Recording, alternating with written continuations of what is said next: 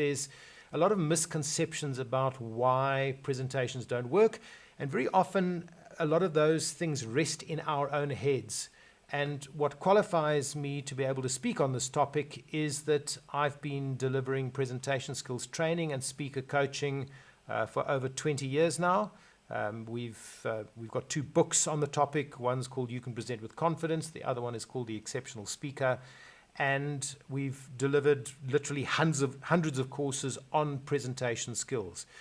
So just to give some insight into how I'm going to run this, I'm going to chat to you about 15 to 20 minutes, and then I'm going to invite questions. And if there are no questions, I'll just keep rolling with a few things that might come out of this session. So my name's Paul Dutoit. I'm a South African Speakers Hall of Fame and a certified speaking professional. So the big question, why do presentations bomb, and what is the main reason? Now, many people think it's got a lot to do with anxiety, the fact that we get nervous. But we need to often ask ourselves, well, why do we get nervous, and where does that anxiety come from? And perhaps just to start off with, I'm going to move you on to the first slide. And I think the question we need to ask is, when you deliver a presentation, what in effect is the purpose for any presentation? Now, a presentation is generally accepted as being something that we deliver in business in order to get a particular response. But a presentation can almost also be a performance. So you can be playing guitar at Christmas time for a bunch of little nursery school kids. That's in effect also a presentation. But I'm going to separate the two and say we'll call that a performance, and we'll call a presentation something where you get up in front of people and actually speak to them. And a presentation differs from a theatrical presentation in that there is a degree of fluidity around a presentation. So what I'm saying is that you don't necessarily learn your lines off rote. You may have particular points that you want to make, but you're able to speak loosely around those particular points. So let's, in that context, identify a presentation as being anything that could perhaps be like a sermon is a presentation, a political speech is a presentation, a sales presentation, a financial report, the delivering of a white paper. But there must always be some kind of purpose. You don't get up and deliver a presentation just so you can talk to people and disseminate information. There's always something more than disseminating information. So if I had to put it up for you, the broad purpose of any presentation is to persuade people to take some kind of action. Okay. Now, very often people may come up to you afterwards and say, wow, Alan, that was a marvelous set of slides. Can I please get a copy? And you think, well, my presentation must have been successful. It's got nothing to do with how good your slides are. What it's got to do with, actually, is this: the extent of action taken by the listener. So if you go back to that the purpose was to persuade, and they then immediately take action on what you have spoken about, or start to change their minds, or start making moves in the direction that you suggested, well, that effectively is what you were expecting them to do. So when we understand the purpose of a presentation, it perhaps makes it a lot easier for us to start focusing on why presentations actually bomb. Now, in a previous session that I've done on looking at anxiety, the thing that we identified that was really key about anxiety is that every fear you can possibly have channels, almost like tributaries, little river tributaries going into the main river. The main river is the source of anxiety, where we feel that we don't want to make a fool of ourselves. And if we understand that, we're on the road to understanding the number one reason why presentations in effect bomb. So let's just have a look at the preparation aspect of it. And one of the things that I'm going to say to you is that in effect they bomb because we don't prepare properly. But really that's a little bit ludicrous, because what do we do when we have a presentation to do? We immediately dive into our slide deck and start preparing it, which is almost exactly the wrong thing to do. because we should be doing a little bit more than just preparing slides. What we should be doing is looking at our presentation and asking ourselves, if I'm going to be delivering a presentation, what is it that I want the audience to do when I'm finished? So the very first thing that you do is you go to your end and you decide, how am I going to end the presentation so that I can get the action that I'm looking for? So effectively what you have is you have the planning aspect, which everybody generally does anyway. They just often do it wrong. They dive into their slides instead of starting to think about, well, how am I actually going to put this together before you even look at one particular slide? But here we then have what I refer to as the missing ingredient. And the missing ingredient is something called rehearsal.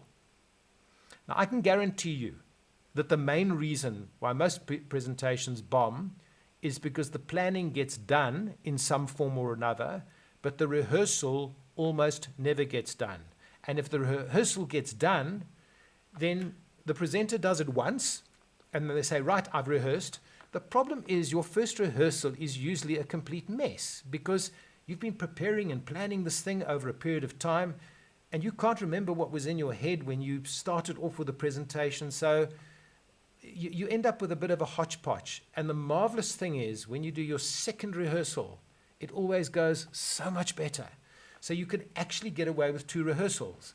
If you've got time, nice to do 3 rehearsals, but you combine proper planning with a good rehearsal, and it has the miraculous effect of getting you up in front of your audience, knowing exactly what you're going to say, having been through it a few times so that you understand the order and you'll be able to work out how it works properly. And you can then stand there, you can focus on your content, you can also focus on your audience, and you can read the mood so that you can make any adjustments on the fly that you in effect need to make. So the 2 elements there are planning and rehearsal, and those 2 together form the kernel of your preparation. So once again, what I'm saying to you is that preparation isn't only planning, and preparation isn't only rehearsal. It's a combination of planning and rehearsal that gives you your preparation. So if we have in the 4 quadrants, let's say the top is planned and the bottom is no planning, and on the one side you've got rehearsed, and on the other side you have no practice. So what happens is that if you don't practice and you don't plan, the likelihood is, even if you have the gift of the gab, that your presentation is going to bomb. So there's your guarantee. Then, if you planned it but you didn't practice, the problem that you face is anxiety because you don't know how it's going to go. You don't even know if your timing is going to be right. And even if you've only rehearsed it once, because your first rehearsal is never particularly good, you're still going to suffer from anxiety going up and doing it in front of an audience. And that's why we suggest 2 to 3 presentations. And because you're not learning your stuff off rote, well, you can simply flow into it, find out how it goes, trim it or extend it a little bit. You've got your timing and off you go. So the next one would be, if you haven't planned it, but you rehearsed it once or twice. Now, say what? I mean, that's unlikely to happen because nobody rehearses it without planning it, or nobody that I know of. So that's a scenario that's unlikely to happen, which leaves us with this. If you plan it and you give yourself enough time, which is absolutely crucial, because one of the problems with planning it and then wanting to rehearse it and running out of time is that you just don't have time to rehearse it. So effectively, you need at least the day before just for rehearsal with no adjustment to your slides and your slide deck and so on and so forth. And there you're going to be getting your success. So we call this the 2 preparation phases of any kind of presentation. And what I'm saying to you straight off is that any other reason that you might have thought of, not being a good speaker, speaking too softly, maybe not being so good with your body language, all those factors pale into insignificance if you don't rehearse and you haven't planned it properly in a manner that a presentation is supposed to be planned. Now, if I can just take it a little bit further, at the beginning I said to you that it's most important to plan how you're going to end. So what is the beginning of a presentation for? Well, the beginning, quite simply, is to create context. And the quicker you can get your audience to the point where they know that what they came to listen to is what they're going to hear, as opposed to this big mystery for 5 or 6 minutes where they think to themselves, what on earth is this person on about? I thought I came to hear about this particular topic. In other words, in the first 30 to 40 seconds, if you can make it absolutely clear, they've come to the right place, this is the person that they came to listen to, this is the topic that I'm speaking on, this is what I'm hoping that you're going to do after I'm finished speaking, well, isn't it much more relaxing then to sit back and absorb the content in such a way that you can make a decision on what it is that is going to be done? The main message obviously is this. If you want to make sure that your presentation has the best possible chance of giving you the outcome that you're looking for, you want to plan it properly, which includes giving yourself enough time to plan it properly, and you want to have set aside enough time to rehearse it. And one of the best ways to do that is to have contingency plans in case some kind of emergency happens. And obviously you cannot plan for every single emergency. Life does happen to us. We understand that. But if you have planned it well and just factored in a little bit of cushioning in terms of timing, you'll find that you'll get to your rehearsal. You'll be able to maybe rehearse it once in the morning, maybe once straight afterwards. And then before you go, you knock off for that particular day, do your third rehearsal. Then you've really had a chance to time it. You've got it all together. You're confident in the back of your mind. You know what it is that you're going to do. You know the flow. You've got contingency plans for if you need to have a question time and shorten it or lengthen it. And you can get up feeling confident about what it is that you're going to be delivering. So I've just got 4 sub-points that give you the takeaways for this session. One, preparation. It includes both planning and rehearsal. So preparation includes both planning and rehearsal. The second takeaway, the skills required in order to do this effectively are mindfulness. In other words, just being psychologically on top of things, a good attitude towards presenting, and then the ability to communicate. So the gift of the gab, being a great speaker, it's not particularly relevant. Anybody that can communicate and has a great attitude and is prepared to plan and prepare and rehearse has the ability to deliver a great presentation. And of course, one of the things that we advocate is that if you feel that you'd like to increase your skills, why don't do a bit of training or look for the resources that are available online. And there's a lot of resources online. I'm going to give you one now that you can go and listen to. Okay, then the third one is your objective. First, decide what you want your audience to do when you are finished with the presentation.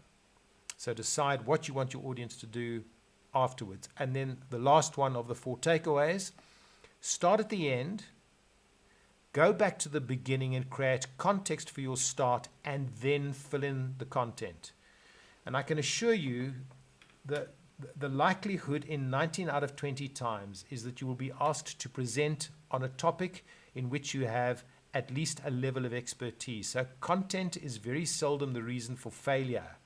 It's the preparation process that maybe hasn't been done properly. If you had a look in the chat box where she says we often bomb when we use information alone to persuade, this leads to overload and not engaging with the audience. And I think that's very true.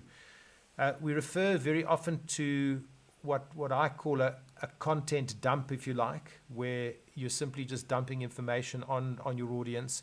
And if it's just a content dump, it essentially becomes quite boring for your audience. Okay, so there's a message here from Daniel, and he says, my experience has taught me that there's very little that compares to watching a video of one's own presentation. Wow, I couldn't agree with you more, Daniel.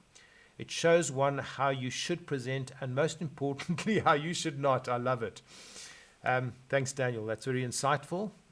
And Trudy makes the comment, I've come to use cue cards as part of my preparation, but many people find them more disruptive. I also find speakers get tangled up in their content instead of connecting with the audience when using cue cards. What would you advise on how to use cue cards or notes optimally? Okay, so one of the first things about using notes or cards, and they look very much like what Trudy's referring to would be something that is, if you look at my hand, you can kind of see the size of it. It's sort of just fits nicely into the palm of a hand. It's a very nice way of being able to make a few notes to assist you when you are starting, getting going with your rehearsal. And in fact, even before the rehearsal, it helps you to structure your presentation, because if you've got a nice pack of cards, you can redo them until you've actually got it nice and neat. Now, there's a few interesting things here, particularly because the content is usually something that you're familiar with if you're delivering a presentation. You effectively only need the cards to help you to order that information. So in a rehearsal stage, the cards are very valuable. If you've done your 2 or 3 rehearsals, you'll probably find that once you get to your performance, you don't really need the cards. But if you're suffering from anxiety, isn't it nice to just have them on a table nearby or next to your computer? And if you do experience that feeling of going blank, you can simply pick them up, page through to the correct card, pick up the point, and then move on. So it's quite acceptable to use cue cards in a presentation, and I just want to give you a psychological way of looking at it. If somebody, and I'm going to quickly just grab a big piece of paper. Okay, so if you're standing in front of an audience and you're holding a piece of paper like this, what is the audience going to psychologically think? They're going to think that you're unprepared and you're about to read a whole long thing to them. If you stand in front of them and you've got a couple of cue cards in the palm of your hand, funnily enough, the brain says, this person prepared a few notes. So therefore, they are properly prepared and they're not going to read to me, they're actually going to speak to me. And that's how our brains work. We don't realize it. As the speaker, we think that we're going to look unprepared, but it's quite to the contrary. You actually look prepared. So truly, that's a nice point that you raised. Then Alan, and Alan's joining us from the USA, from Athens in Georgia. So nice to have you with us, Alan. He said, I've used props, posters, and other visuals in my venues as my notes and to reinforce my messages for visual learners. And here's a suggestion which you can copy from the chat box, Gordon McKenzie, presentation on YouTube. So that's quite nice. Okay, so I'm going to hop back to the slides and just give you some information on what you can do to access more information on presenting. So if you look at the slide there where there's a black and white picture of me, at the bottom you will see it says youtube.com/Paul du Toit 1. So that last one is a 1. That is my YouTube channel. And on that channel, you can access, once this one goes up, it'll be 178 videos. A lot of them are on presenting. And there are, in fact, 26 quirky presenting tips on one of the playlists. It's very easy to find your way around. It's not just a whole clump of videos. So it's organized into playlists. And the other one is about online presenting specifically, and there are 9 videos on that. It looks like 8 because it goes from 1 to 8, but I think number 4 or something is 4A and 4B, so there are 9. The quirky tips are between 1 and 2 minutes. The ones on video conferencing are a little bit longer, but they give you information such as lighting, microphone, security, preparing for your meeting, preparing your audience for your meeting, and so on and so forth. So please go and help yourself. My YouTube channel is free of charge, and we do use that also as pre-work for our presentation skills course. Cheers, everyone, and thanks for joining me.